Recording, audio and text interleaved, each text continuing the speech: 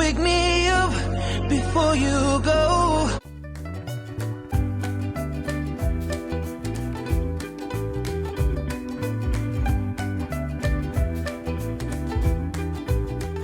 Oh, I need a jump start.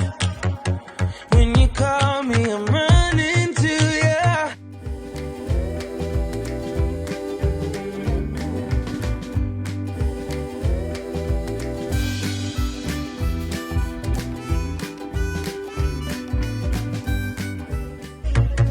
Ooh, girl, where you live? This bad is a problem.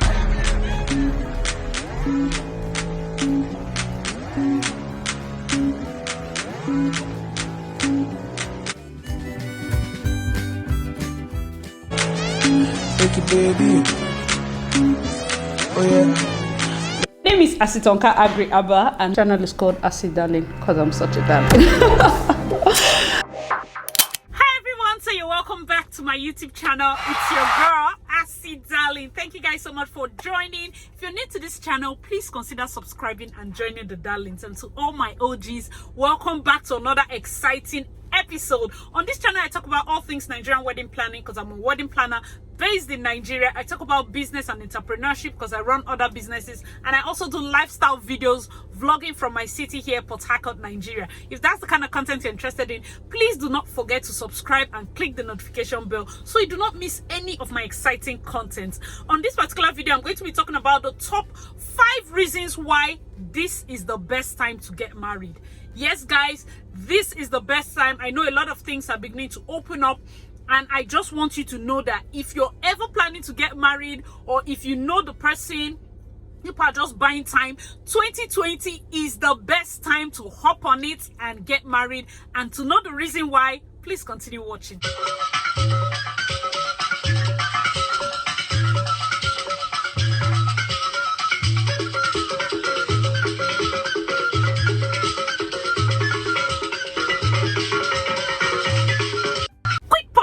If you're enjoying the video so far, please give me a big fat thumbs up. Click that notification bell. If you're not already subscribed, please subscribe and continue. All right, so getting right to it. First point, smaller crowds. Everybody knows, and even though things are still opening up, like here in Port Harcourt, halls are not yet open. Abuja, Akwa Ibom halls are open. Activities are already going on. But in Port Harcourt, halls are not open. And even some other areas, smaller crowd. The first and major point is having to have smaller crowds. Nigerians are used to having 1,000, 1,005. And even as an event planner, telling you these tips is sinking a big hole in my pocket. But anything for you guys. So getting a smaller crowd means you have to you're more intimate with them. It's like having a more intimate wedding, because if you're going to have a crowd of 50 people, you literally know each one of them, as against 1,005 where there's some extended aunts and uncle. And because the weddings are so hyper, you might never see more than 20 people in that wedding, because people are hugging you, you forget who is touching you, you forget who you're looking at, you know, and the day just goes in a flash. So having a smaller crowd means it's a more controlled space. You have the liberty to be more intimate with them. So whether you're doing it in a high-class restaurant or you're doing it in a garden, because I have a wedding coming up in September. We're going to be doing it in a Chinese restaurant. Thank God for YouTube, because I'm going to be taking you guys through all the process so that you see how it comes out. I also have a wedding coming out. It's also a micro wedding. We're going to be doing it in a garden. You understand? So these are different ways, and I would show you how the entire process is. This for both weddings, we're looking at 50 to 70 people. The Chinese restaurant is 50 on the dot, but the other one is 50 to 70 depending on when the governor lifts the ban. But for now, we are doing 50 people. Imagine just sitting so close to all your guests, and it can be very lovely. Number 2, better options for food and drinks. Like for the wedding we are doing in Asiatown, that's the Chinese restaurant we're using, we have like 3-course meal, a whole 3-course meal for each and every guest, and not just the basic Nigerian food. Like they have different varieties for them, and that means because the crowd is so small, I think for food there we are paying about 6,000 to 7,000 per plate for one person. If it was a normal wedding, I cannot pay you 6,000 naira for one guest, because most of our weddings we have like 1,000, 1,002. So most of those weddings you can pay a caterer, let's say 1,500 for a plate, and then food and drinks, and it can't get up more than 2,000. It depends. But for this one, because the crowd is so small, you can afford to pay, and this is just food, 7,000 minus VAT. Then their drinks, you know, you can give them the best because it's small. So we have better options for food and drinks. The variety is endless and it's always very special that way. Okay. So the third point is we have more personalized details in terms of your decor. It can be very personalized. We can have their names on their seats. They can have pegboards. They can have welcome cards. They can have personalized souvenirs, like every single thing, because it's just 50. You can even decide to give them yourself, because maybe when they're all sitting eating, you're just done with your appetizer, you start taking the gifts. Thank you, Uncle This, for coming. You give them not just usher, you as the bride, you know, because they're just 50. You give each person by yourself. The ushers are taking it, are carrying it behind you, and you're giving them. That shows like a lot more connection and everything, and hugging them, you know, thank you for coming for my event. Because it is just a limited number of people, you can do that, and that makes it really, really special. Every single thing, you know, when I say personalized, even to your program, the kind of activities you want to have. I also have packages in my event planning company. A lot of you know I run 3003 events. We have elopement packages. Next year, by the grace of God, Easter next year, we are doing our first elopement wedding. Guys, look out for that. I am so super excited. We are talking about the details and everything. We'll be going all the way to another state. Details are still hanging. We'll be going all the way to another state, carrying a bunch of like about 50 guests, 40 to 50 guests, all the way to another state. It's like a mini vacation, you know, because it's a small wedding. We have the liberty to go all out, and that's why I said we can do more personalized stuffs for a small wedding. So this is one of the reasons why I think you should hop on it and get married this year. Okay, the fourth option is the most glaring option, and I'm sure you were expecting me to say it first, which is saves you money. Of course, it saves you a lot of money. Even though we are going to be giving this our guests 7-course meal, 8-course meal, like it is much better than their initial guest size of 600.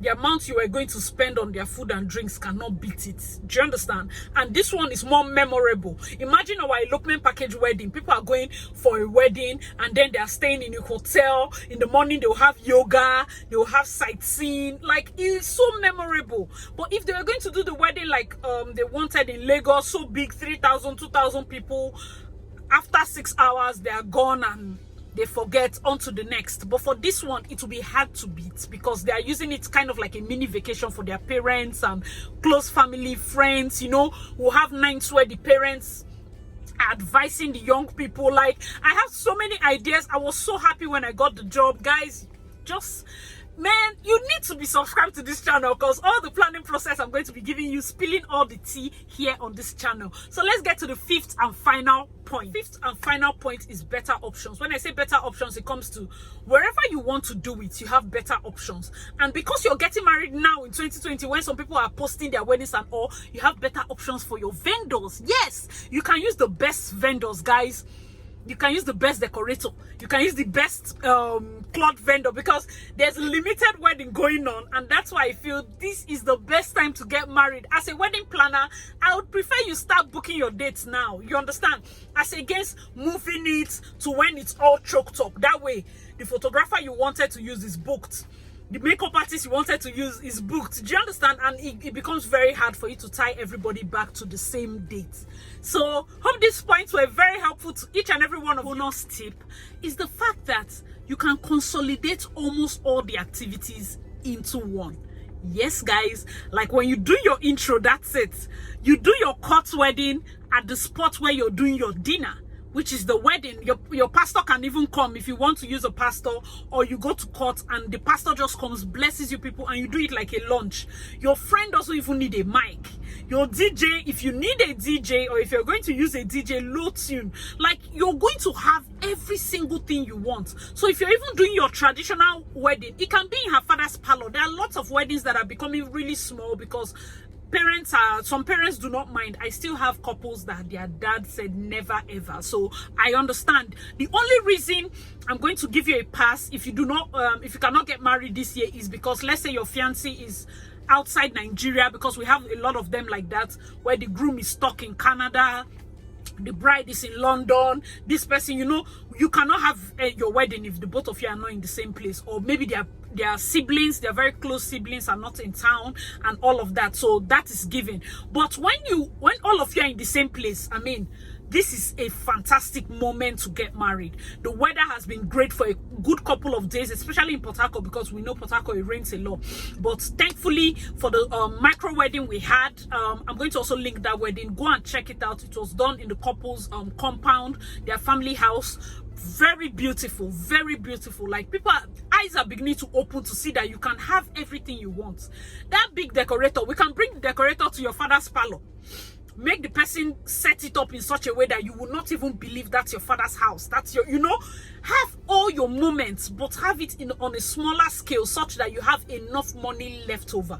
That is, as an event planner, for me personally, I would prefer that my couple see me tomorrow and are happy to meet me anywhere, any day. They do not see me as the poster child of the wastage they went through when they were doing their wedding. Do you understand? I want them to see me as the wedding planner that advised them.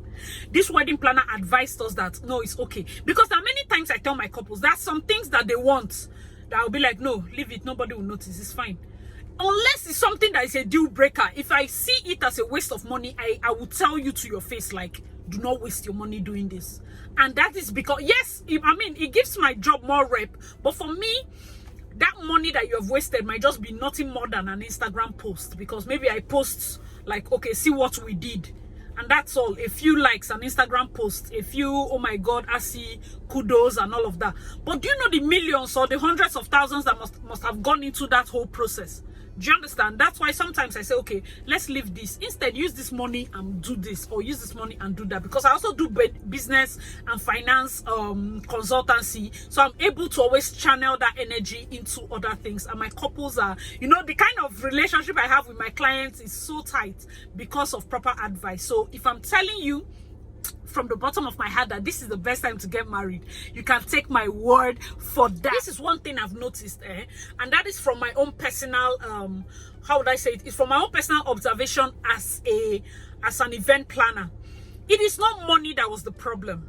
Do you understand? Because you will think that if money was the issue, now that things were government is saying just few people and everybody knows there's COVID, that people will be getting married fast, because I mean, thank God the wedding is now cheap. It's a lie. People still want big weddings. I'm not talking of people that have the money, because yeah, they have the money they can spend. I'm talking of people that actually do not have so much. People are still guilt tripping them. Family members and co are still telling them, hold on, no, me, I must come for the wedding. No, please. Because my age group, most of my friends, my young friends, are the ones getting married now.